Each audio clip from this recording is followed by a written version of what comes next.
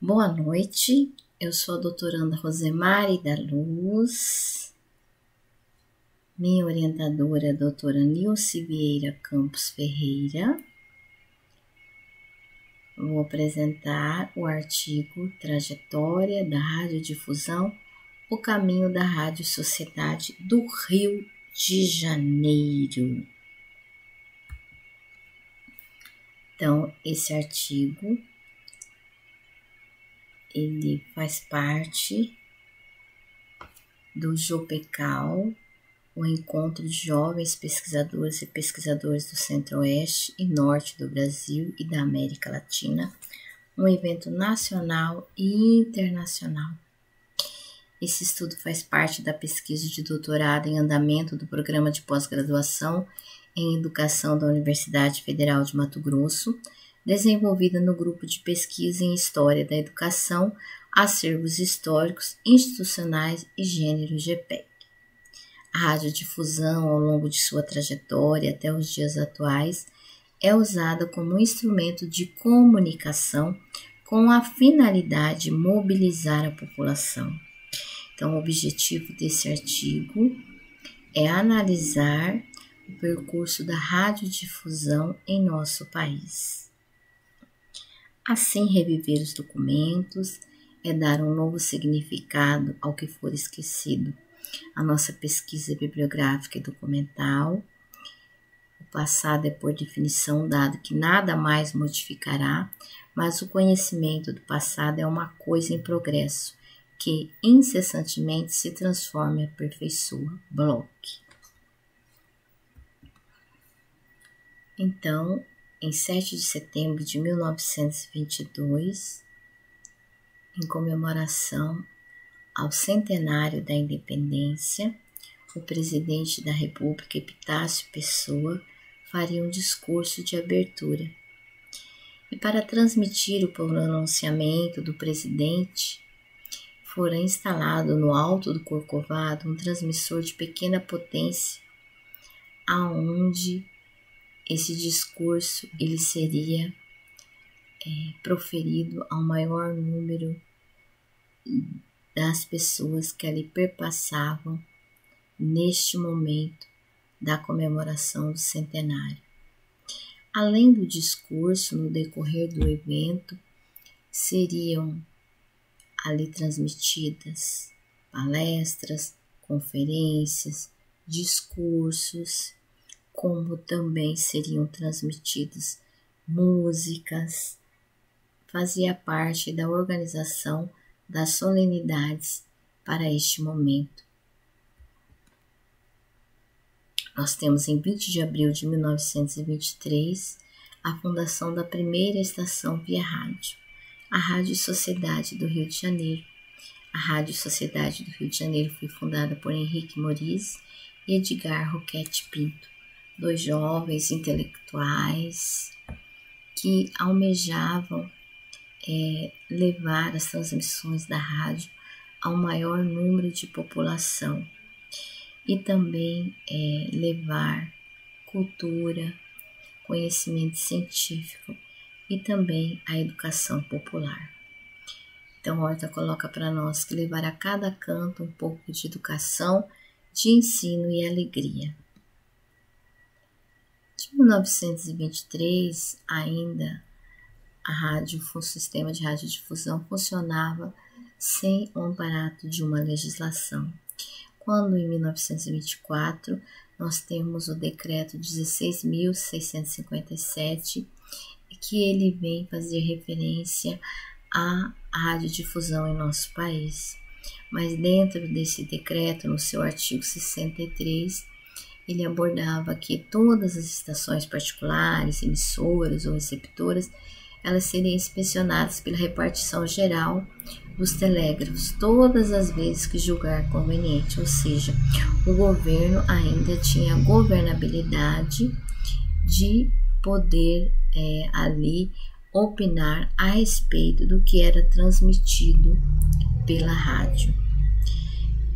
Com o crescente aumento das emissoras em nosso país, além da Rádio Sociedade, do Rio de Janeiro, que foi a precursora, a população ela começou a adquirir os receptores, mas ainda para um público restrito, aqueles que podiam adquirir, né, o aparelho de rádio, como também os receptores, os transmissores.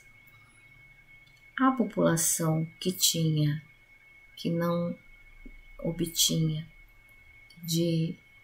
da quantia necessária para adquirir todo esse aparato para a funcionalidade do rádio, começaram a fabricar os seus próprios receptores caseiros. Alguns utilizavam caixas de charuto, que era chamada rádio galena. Então, Horta pontua que a Rádio Sociedade tinha uma bem organizada programação educativa, com palestras para as mães, uma série que fazia referência à gente brasileira, o programa Um Quarto da Hora, literário, também o público infantil, havia um programa denominado de O Quarto da Hora Infantil, onde toda essa programação procurava atender uma diversidade de público entre homens, mulheres e crianças. E para divulgar as atividades realizadas pela rádio, o serviço de radiodifusão, e manter os seus associados informados, os fundadores da Rádio Sociedade criaram os exemplares da Revista Rádio em 1924 e da Revista Electro em 1926. Então, essas revistas elas eram um meio de divulgar e propagar o conhecimento científico e cultural aos seus associados. A Rádio Sociedade do Rio de Janeiro ela era mantida por um grupo de sócios. Então, eram pagas mensalidades mensalmente, e essas mensalidades eram usadas para pagar todas as despesas administrativas, como também manter a programação da rádio no ar. Naquela época ainda não havia, dentro da programação, propagandas, ou seja, não havia ainda um retorno financeiro com um momento de programações. Então, o recurso ele vinha totalmente das mensalidades dos associados para poder manter a rádio funcionando. Então, dentro dos ideais da Rádio Sociedade do Rio de Janeiro, Roquete Pinto, em seu discurso, ele colocava que a rádio é um jornal de quem não sabe ler, é um mestre de quem não pode ir à escola, é o divertimento gratuito do pobre, é o animador de novas esperanças, o consolador dos enfermos, a guia dos sãos, desde que realize com espírito altruísta e elevado viver no sertão, não é mais morrer em vida. Então, nós tínhamos ali em 1923, 24, 26, um grande número da população analfabeta, onde um dos meios de comunicação mais usados até então era o jornal. E como a população não sabia ler nem escrever, Roquete Pinto idealizava que o conhecimento científico e formal chegaria a todos por meio de ouvir as transmissões dos programas educativos ao qual a Rádio Sociedade do Rio de Janeiro transmitia diariamente. E a rádio ela seria levada a qualquer região, independente da distância. E dentro da programação da rádio, os cursos eram ministrados nas disciplinas de português, física, química, civicultura prática, história do Brasil e cursos também de radiotelefonia e radiotelegrafia, como outros idiomas, como inglês, francês.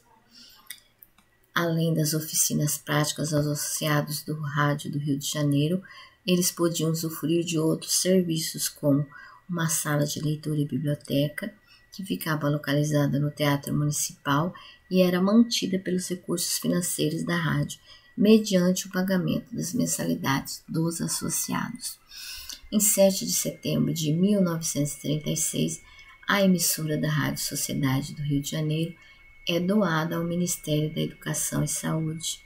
Na ocasião, Horta coloca para nós como um meio de resolver o seu problema financeiro e aumentar o seu capital para adquirir uma estação mais potente, como exigia o governo.